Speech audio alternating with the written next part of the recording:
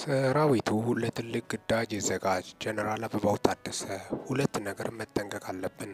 የዲጂታል ጦርነት፣ በአእምሯችን የሚመጣውን ጦርነት፣ በስድብ የሚመጣውን ጦርነት በቂጡ እናውቀዋለን። በመንደር የሚመጣውንም ጦርነት በቂጡ እናውቀዋለን። ማን እንደሚልከውም እናውቀዋለን። ለዚያ በቂ ዝግጅት አድርገናል። ስለዚህም ደማችሁንም አጥንታችሁንም ከስከሳችሁ ለዚያ ታላቅ ግዳጅ ተዘጋጁ። ይህ ንግግር ያሰሙት ጀነራል አበባው ታደሰ ከቀናት በፊት በባቱ ከተማ ተገኝተው ነው። በሌላ በኩል ጀነራል ጻድቃን ገብረትንሳኤ ከኤንቢሲ ጋር ባደረጉት ቆይታ የህወሓት ሰዎች ከኢሳያስ መንግስት ጋር በማበር ጦርነት ለመቀስቀስ እየሰሩ ያሉት የወንጀል ስራዎቻቸውን ለመሸፈን ነው ብለዋል።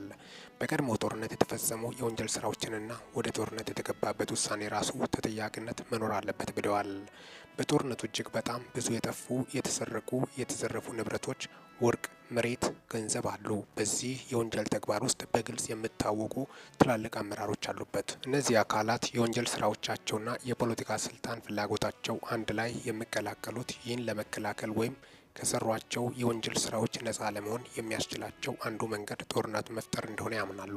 ለዚህም ከኢሳያስ መንግስት ጋር ለመተባበር ጽምዶ ብሎ እየሰሩበት ነው። የትግራይ ጄኖሳይድ ኮሚሽን ባጠናው ጥናት በትግራይ ጦርነት ወቅት 75% የግፍና የወንጀል ስራዎች የሰራው የኤርትራ ሰራዊት እንደሆነ መመላከቱን ተናግሯል። ሰው የገደለው፣ ሴቶች የደፈረው፣ ሴቶችን ማጸል ላይ ያልሆነ ነገር ያስገባው የኤርትራ ሰራዊት ነው። የአክሱም ነፍሰ ገዳይ የሻዕቢያ ወታደር ነው። የማህበረ ደጎ ነፍሰ ገዳይ የሻዕቢያ ወታደር ነው። የማርያም ደንገላት ነፍሰ ገዳይ የሻዕቢያ ወታደር ነው። ደቡብ ትግራይ ላይ ያመቶ መቶዎች የሚሆኑ ሰዎች ረሽነው ሄደው የሻዕቢያ ወታደር ነው ብለዋል። ጀነራሉ ሻዕቢያ ጀነራል ታደሰ ወረደ መወገድ አለባቸው የሚል ቅድመ ሁኔታ አስቀምጧል ስሎም ተደምጠዋል። በዚህ ቅድመ ሁኔታ መሰረት ጀነራል ታደሰ ወረደን ማስወገድ ለህወሓት የተሰጠ የቤት ስራ ነው ሲሉ ጀነራሉ ተናግረዋል። ሌላኛው መረጃ ኤርትራና ህወሓት ጦርነት ለማወጅ በጥምረት እየሰሩ ነው መባሉን አስተባበሉ። የኢትዮጵያ የውጭ ጉዳይ ሚኒስትር ለመንግስታቱ ድርጅት በጻፈው ደብዳቤ የኤርትራ መንግስትና ህዝባዊ ወያኔ ሓርነት ትግራይ ወይም ህወሓት ጽምዶ በሚል ጥምረት ኢትዮጵያ ላይ ጦርነት ለመክፈት እየሰሩ ነው ብሎ መክሰሱን ተከትሎ ህወሓትና ኤርትራ ምላሽ ሰጥተዋል። ህወሓት ለመንግስታቱ ድርጅት በላከው ደብዳቤ ላይ በህወሓትና በትግራይ ህዝብ ላይ የተሳሳተና የፖለቲካ ዓላማ ያዘለ ክስ የኢትዮጵያ የውጭ ጉዳይ ሚኒስትር ሰንዝሯል ብለዋል። እንደዚህ ያለ የሐሰት ውንጀላ የፌዴራል መንግስት የፕሪቶሪያ ስምምነትን በተደጋጋሚ እየጣሰ መሆኑ ትኩረት እንዲነፍገው የሚያደርግ ማዘናጊያ ነው ሲሉ ህወሓት በደብዳቤው ገልጸዋል። የኤርትራ ማስታወቂያ ሚኒስትር የማነ ገብረ መስቀል በኤክስ ገጻቸው ባሰፈሩት መልእክት ኢትዮጵያ ለተመድ የላከችው ደብዳቤ ድፍረት የተሞላውና እጅግ አሳሳች ነው፣ ጅራፍ ራሱ ገርፎ ራሱ ይጮዋል እንዲሉ ስሉ ተችተዋል። ላለፉት 2 ዓመታት ብልጽግና ከተቻለ በህጋዊ መንገድ ካልተቻለ በወታደራዊ ሉዓላዊ የባህር በር ማግኘት የሚለውን ደጋግሞ ሲያስተጋባ ቆይተዋል ብለዋል።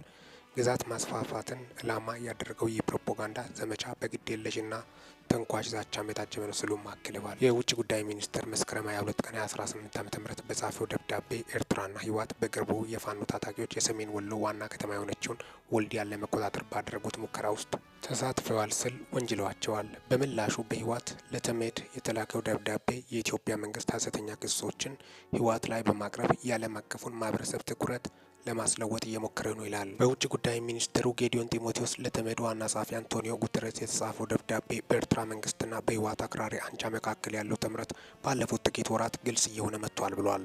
ህወሓት መስከረም 28 2018 ዓ.ም ለጉተሬስ በላከው ደብዳቤ ላይ ማተኮር ያለበት የሰላም ሂደቱ የገጠመው መሰናክል እንዲሁም እየተባባሰ የመጣው ስጋት ላይ ነው ብለዋል። የኢትዮጵያ መንግስት ክስ መሰረት አልባ ነው ያለው ህወሓት በትግራይና በኤርትራ ህዝብ መካከል ያለው የህዝብ ለህዝብ ትስስር ሰላምና ቀጠናዊ እርቅን የሚያረጋግጡ ነው ሳለ መሰረት አልባ ክሶች ሌላ ጦርነት በቀጠናው ያስነሳሉ ስል ከሰዋል። የፌዴራል መንግስት በመሰረት አልባ ክሶች አመካኝቶ ሌላ ጦርነት በክልሉ ሊከፍት ይመስላል ስልም በደብዳቤ ወንጅሏል።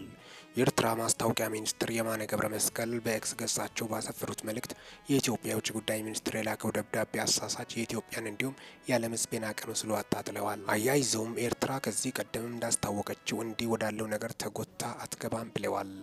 አቶ የማነ የሚመለከታቸው አካላት በዚህ ድርጊት እንዳይናወጡ አሳስበዋል።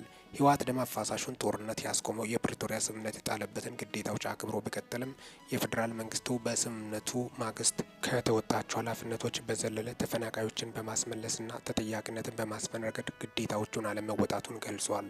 በመቶ ሺዎች የሚቆጠሩ ተፈናቃዮች አስከፊ ሁኔታ ውስጥ ይገኛሉ። መጠለያ፣ ምግብና ሕክምና አያገኙም። አብዛኛው የትግራይ ክፍል ኢትዮጵያ መከላከያ ሰራዊት አባላት ባልሆኑ ኃይሎች ይዞታ ስር ነው ስል ህወሓት ለተመድ ቅሬታውን ገልጿል። እነዚህ በአብዛኛው በመከላከያ ሰራዊት የሚደገፉ ኃይሎች የትግራይ ህዝብን መሬት ይዘዋል። የትግራይን ስነ ህዝብ አወቃቀር ለመለወጥ የተደረገም ነው።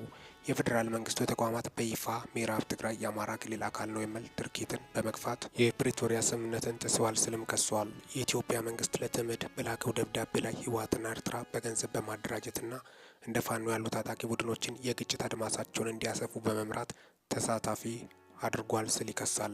የኤርትራ መንግስትና ህወሓት በቅርቡ የፋኖ ታጣቂዎች በሰሜን ወሎ ወልዲያ ከተማን ለመያዝ ባደረጉት ጥቃት ላይ ተሳታፊ ናቸው ስልም ወንጅሏል። የውጭ ጉዳይ ሚኒስቴር ደብዳቤ የህወሓት ወታደራዊ አዛዦችና ተዋጊዎች በቀጥታ ወልዲያን በማጥቃት ዘመቻ እንዲሁም በራያና ወልቃይት አካባቢ በነበሩ አለመረጋጋቶች ላይ መሳተፋቸውን ያትታል። በአማራ ክልል ሰሜን ወሎ ዞን ወልዲያ ከተማ አስተዳደር ዙሪያ ባሉ አካባቢዎች ከመስከረም 16 ቀን 2018 ዓ.ም ጀምሮ የፋኖ ታጣቂዎች ከመንግስት ኃይሎች ጋር ውጊያ ያካሄዱ ሲሆን በዚህም የተነሳ መንገዶች ተዘግቶ ነበር። ለቀናት በዘለቀው በዚሁ ግጭት የኢትዮጵያ መንግስት በሰሜን ወሎ ጉባ ላፍቶ ወረዳ ሳንጋ ከተማ ጤና ጣቢያ ላይ በፈጸመው ድሮን ጥቃት የአራት ሰላማዊ ሰዎች ህይወት ማለፉን ሚዲያ ዘግቦ ነበር። የኢትዮጵያ መንግስት በደብዳቤው ህወሓት የፕሪቶሪያ ስምምነትን ጥሷል ስል ቢከስም ህወሓት በምላሹ በላከው ደብዳቤ የፌዴራል መንግስቱ ስምምነቱን እንደጣሰ ወንጅሏል። በህወሓት በተጻፈ ደብዳቤ ላይ በፕሪቶሪያ ስምምነት እንደተቀመጠው የመከላከያ ሰራዊት አባል ያልሆኑ ኃይሎች የትግራይን ለቆ አለመውጣታቸውን ጨምሮ ሌሎችም የስምምነቱ ጥሰቶች የሰላም ሂደቱን አሰናክለዋል፣ አለመረጋጋት እንዲሰፍንም ምክንያት ሆነዋል ብለዋል። ከፕሪቶሪያ ስምምነት ጋር በሚጻረር ሁኔታ የኢትዮጵያ ብሔራዊ ምርጫ ቦርድ ለህወሓት ህጋዊ እውቅና መንፈጉ ፖለቲካዊ ዓላማ ያለ ነው ሲል የከሰሰው ህወሓት በትግራይና በአካባቢው እየጨመረ የመጣው ወታደራዊ እንቅስቃሴ ያሰጋል ብለዋል። የኢትዮጵያ መንግስት ከትግራይ ሰራዊት የተነጠሉ ወታደሮችን ማሰልጠንና ማስታጠቅ ቀጥሏል የሚል ክስም ሰንዝሯል። ይህ ዳግመኛ ግጭት ሊቀሰቅስ እንደሚችል ገልጿል። የኤርትራው የማስታወቂያ ሚኒስትር በበኩላቸው በኤክስ ገጻቸው ባሰፈሩት መልእክት ከዚህ ቀደም ፕሬዝዳንት ኢሳያስ አፈወርቂ ባደረጉት ቃለ ምልልስ የጦርነት ፍላጎት እንዲሁም የጎረቤቶቻችንን ግዛት የመውሰድ ዓላማ የለንም፣ ሆኖም ታሪክ እንደመሰክረው ከተተነኮስን እንዴት ሀገራችንን መከላከል እንደምንችል እናውቃለን ማለታቸውን ጠቅሰዋል። አክሎም ፕሬዝዳንት ኢሳያስ ብልጽግና ስለገዛቸው ድሮኖች፣ የረዥም ርቀት ሚሳኤሎች፣ ታንኮች ወዘተ ያወራል። ኤርትራ ላይ ጥቃት እንደመሰነዝሩም ይዝታሉ። ይህ ከሊና በላይ ነው። ታሪክን የሚያውቁ ብቻ ናቸው የሚያደምጡት ማለታቸውን ገልጸዋል። አቶ የማነ መልሳችን የኢትዮጵያ ሕዝብ ለትርጉም አልባ ጦርነት አትማግዱት ነው።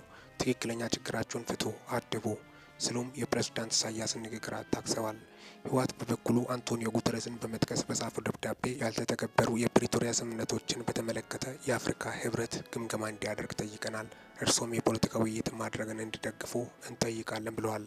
የፖለቲካ ውይይት የፕሪቶሪያ ስምምነት ፈራሚዎች አንዳቸው በሌላቸው ያላቸውን እምነት ያድሳል፣ የስምምነት ትግበራም ያረጋግጣል ስለማክሏል። ክቡራትና ክቡራን የዩቲዩብ አድማጮቼ ለሰዓታት ያሉኝ መረጃዎች ይህን ይመስላሉ። ሚኪ ነኝ ከሚኪታ ቦር። ይህንን ቻናል ሰብስክራይብ በማድረግ ወቅታዊና ታማኝ እንዲሁም ሚዛናዊ መረጃዎች ያገኙ።